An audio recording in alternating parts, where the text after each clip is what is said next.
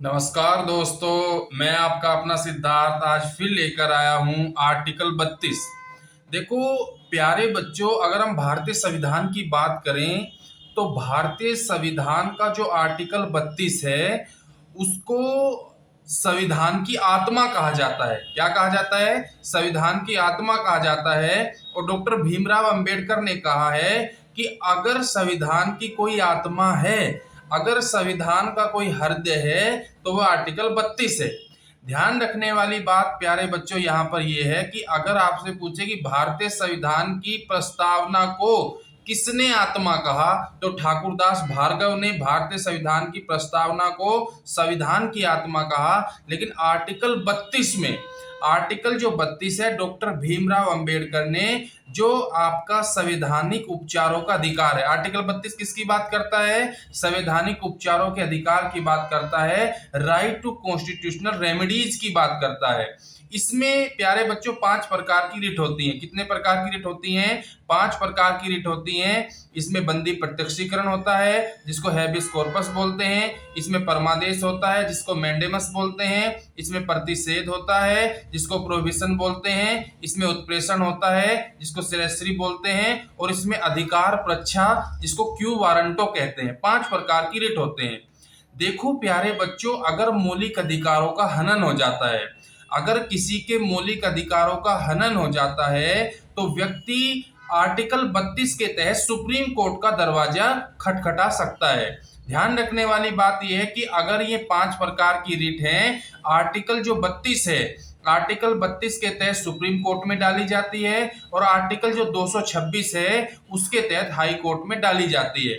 एक एक करके हम प्रत्येक जो रिट है हमारी, जो हम पहले अगर बात करें तो उस पर प्रकाश डाल लेते हैं। सबसे पहले जो हमारी रिट है वो है बंदी प्रत्यक्षीकरण। ध्यान रखने वाली बात यहाँ पर यह है, जो बंदी प्रत्यक्षीकरण है वो निजी और लोक अधिकारी दोनों के खिलाफ जारी की जा सकती है। जब न्यायालय को यह लगे कि उचित निर्णय नहीं आया है तो वो सीधा ही आदेश देती है कि जो व्यक्ति यानी जिसके खिलाफ अपराध दायर हुआ है उस व्यक्ति को बंदी बनाकर न्यायालय में प्रस्तुत करे। सीधा सा मतलब ये है कि बंदी प्रत्यक्षीकरण का मतलब ये है कि जो बंदी है उसको सशरीर न्यायालय के सामने प्रस्तुत किया जाए। तो पहली रिट आपको क्लियर होगी। दूसरी जो रिट है वो परमादेश है। परमादेश का मतलब होता है परम आदेश, यानी हम आपको आदेश देते हैं। जो जो परमादेश है वो लोक अधिकारी या कोई भी सार्वजनिक व्यक्ति है उसके खिलाफ जारी की जाती है। लेकिन ध्यान रखने वाली बात है कि अगर कोई व्यक्ति आदेशों का उल्लंघन कर रहा है, आदेशों का पालन नहीं कर रहा है, तो फिर परमादेश जारी किया जाता है कि हम आपको आदेश देते हैं, लेकिन आदेश वो बिना किसी कार्रवाई के होता है। लेकिन ध्यान रखने वाली यह बात है कि यहाँ पर राष्ट्रपति और राज्यपाल, यानी जो आपका भारत का राष्ट्रपति और भारत के जो राज्यपाल हैं उनके खिलाफ कभी भी परमादेश जारी नहीं किया जा सकता। तो सेकंड रिट आपकी क्लियर हुई। तीसरी जो रिट है वो है प्रतिषेध। प्रतिषेध का मतलब होता है रोकना। देखो सुप्रीम कोर्ट के अधीन आने वाली संस्थाएं, चाहे वो न्यायिक संस्थाएं हों और चाहे वो अर्ध न्यायिक संस्थाएं हों, हाई कोर्ट के अधीन आने वाली संस्थाएं, चाहे वो न्यायिक संस्थाएं हों चाहे वो अर्ध न्यायिक संस्थाएं हों। न्यायिक संस्थाएं का मतलब यहाँ पर क्या है कि न्यायिक संस्था वे होती हैं जो न्याय करती हैं, और अर्ध न्यायिक संस्था वे संस्थाएं होती हैं जो किसी एक पार्टिकुलर फॉर्म के लिए बनाई जाती हैं। जैसे जो आईएएस हैं या जितनी भी अखिल भारतीय सेवाएं हैं उनके लिए एक सीएटी, सेंट्रल एडमिनिस्ट्रेटिव ट्रिब्यूनल, केंद्रीय प्रशासनिक अधिकरण नाम से एक संस्था बनाई गई है। जैसे जितनी भी टेलीकॉम कंपनियां हैं, टेलीकॉम कंपनियों के लिए ट्राई हमने, टेलीकॉम रेगुलेटरी अथॉरिटी हमने, यानी जो सेबी वगैरह है उनकी एक नियामक संस्था है।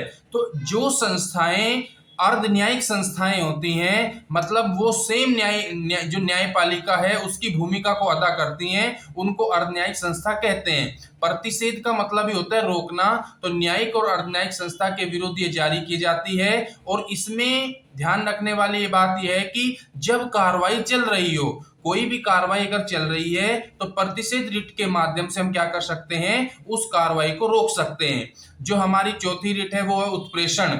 उत्प्रेषण का मतलब ही सेम ये है कि जो विभिन्न प्रकार के न्यायालय हैं, सुप्रीम कोर्ट है, हाई कोर्ट है, उनके अधीनस्थ जो न्यायालय हैं वो अगर वो क्षेत्र अधिकार का उल्लंघन करते हैं, यानी कोई ऐसा मामला जो उनके क्षेत्र के अधीन नहीं है, तो उक्त मामले को या उस मामले को क्या करते हैं कि वो ऊपर जाकर, यानी ये आपके क्षेत्राधिकार से बाहर है, कृपया इस मामले को आप ऊपर भेजें। लेकिन प्रतिषेध रिट और उत्प्रेषण रिट में अंतर क्या है?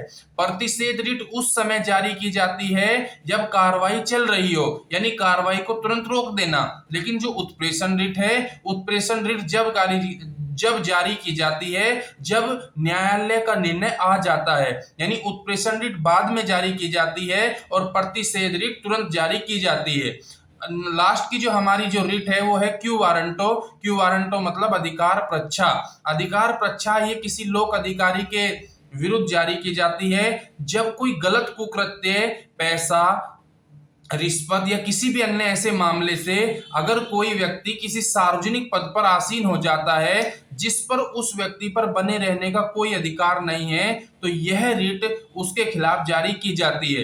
तो आशा करता हूं प्यारे बच्चों आपको ये 5 प्रकार की रिट समझ में आई होंगी। धन्यवाद।